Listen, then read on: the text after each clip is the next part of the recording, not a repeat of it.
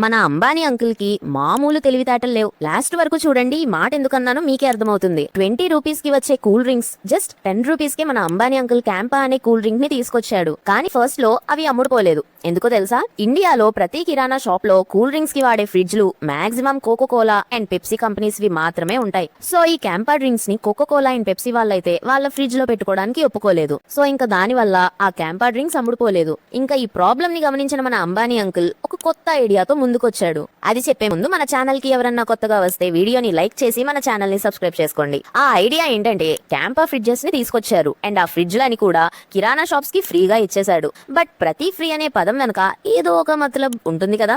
ఇక్కడ కూడా అంతే. 2 కండిషన్స్ పెట్టాడు. ఫస్ట్ దేమో సీజన్ మొత్తంలో 11,000 రూపాయలు విలువ చేసే క్యాంపా డ్రింక్స్ ని అమ్మాలి. And second the Campa fridge లో Coca Cola and Pepsi drinks అస్సలు పెట్టకూడదు. కండిషన్స్ అదిరిపోయాయి కదూ. మరి అంబానీ అంకుల్ అంటే మామూలుగా ఉండదు. మరి మీ ఒపీనియన్ ఏంటో కామెంట్ చేసేయండి.